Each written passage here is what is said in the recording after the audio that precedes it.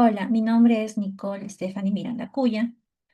El propósito de este video es analizar un dilema ético relacionado con el acoso y el abuso laboral y reflexionar sobre la tensión entre el bienestar personal y el bien común.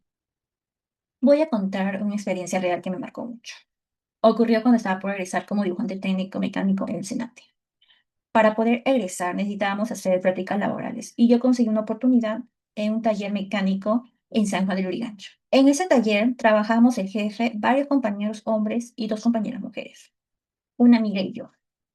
El problema comenzó cuando nos dimos cuenta de que nosotros teníamos mucho miedo en quedarnos a solas con el jefe, porque cada vez que él se acercaba nos hacía tocamientos indebidos. Pero eso no fue todo. También sufríamos de abuso laboral. En esa época el sueldo mínimo era de 700. Pero el jefe, con la excusa de que había deudas y de que nosotros solamente éramos unas simples practicantes, nos fue bajando el sueldo de 700 a 650, luego a 500 y por último a 400 soles. Ante esta situación, nosotros decidimos renunciar, pero el jefe trató de convencernos con todos los beneficios posibles. Sin embargo, yo no me dejé convencer porque el acoso y el abuso que sufría eran más fuertes que cualquier oferta económica. Cuando nos fuimos, el jefe nos debía varios sueldos. Así que estuvimos mi compañero y yo durante casi 3 meses esperando a que nos pagara. Al final, comenzamos a decirle que íbamos a denunciarlo. Recién ahí, por miedo a la denuncia, nos pagó, pero no completo. Su excusa fue que llegábamos tarde, algo completamente falso. Lo peor de todo es que en ese tiempo ninguno de los dos sabíamos nada de nuestros derechos laborales. No sabíamos que el sueldo no puede bajar del mínimo, que el acoso laboral es un delito, ni a dónde acudir para pedir ayuda. Ese desconocimiento nos hizo aún más vulnerables. Frente a este dilema, mi postura personal es muy clara. No me arrepiento de haberme ido y hoy, después de reflexionar, sé que también debí denunciar y sobre todo debí informarme mejor sobre mis derechos laborales. Fundamento mi decisión con estos dos criterios personales. El primer criterio es la dignidad personal. Ninguna cantidad de dinero vale permitir que alguien toque mi cuerpo sin mi consentimiento, que me humille con un sueldo injusto o que me haga rogar durante meses por mi propio dinero. Mi dignidad como mujer y como trabajadora está por encima de cualquier oferta económica. El segundo criterio es la justicia laboral.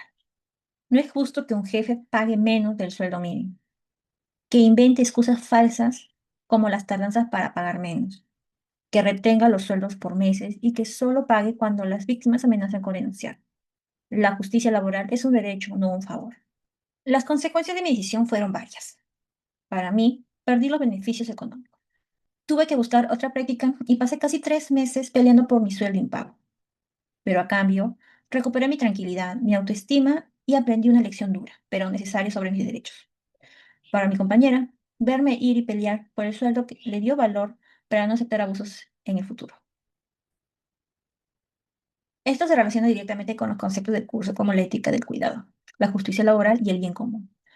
Porque el bienestar personal no es solo tener dinero, es también vivir sin miedo y con respeto. Y el bien común se construye cuando las víctimas deciden no callar y cuando los abusadores se enfrentan consecuencias. Equilibrar el bienestar personal con el bien común en situaciones de acoso y abuso laboral como la que yo viví, propongo 3 acciones concretas y viables.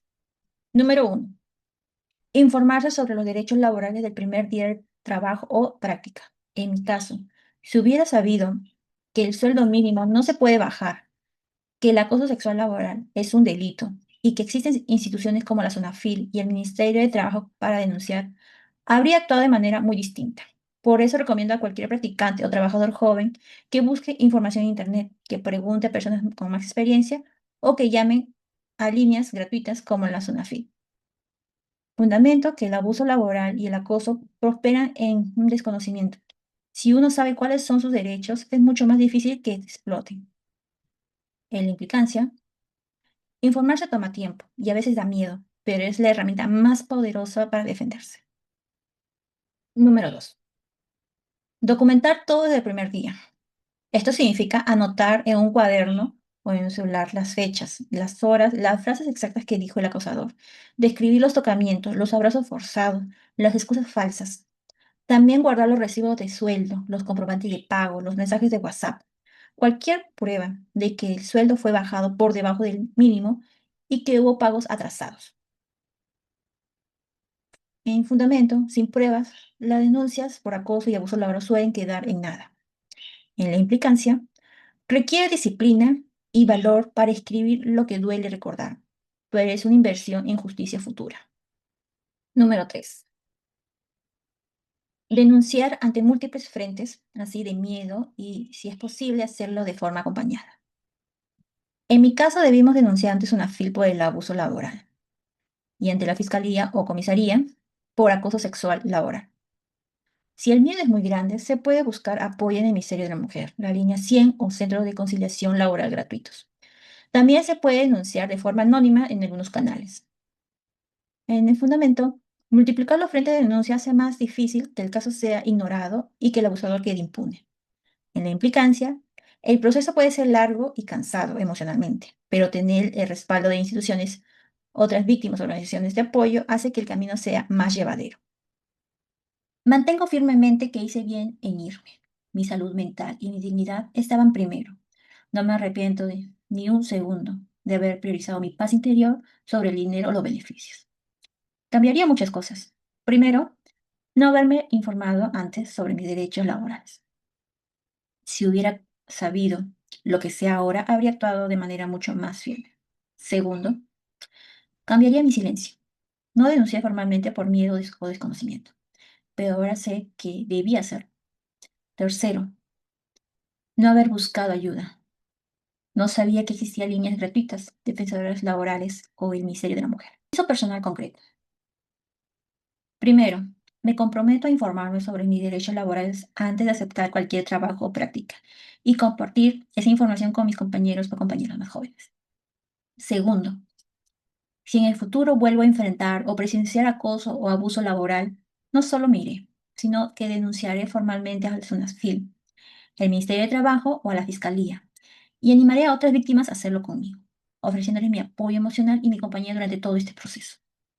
Tercero, me comprometo a hablar abiertamente de lo que viví en San Juan del Lurigancho, cuando sea seguro hacerlo, para que otras practicantes o trabajadores jóvenes sepan que no están solos, que tienen derechos, que el miedo no tiene que callarlos y que su dignidad vale mucho más que cualquier sueldo.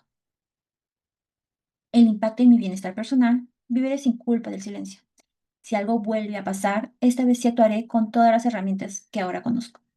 Además, sanaré mi experiencia convirtiéndola en una lección que puede ayudar a otros. En el impacto en el bien común, contribuirá a que menos jefes abusivos queden impunes, a que los espacios laborales sean más seguros para mujeres jóvenes y practicantes, a que más personas conozcan sus derechos y a que quienes hayan pasado por situaciones similares sepan que no están solos.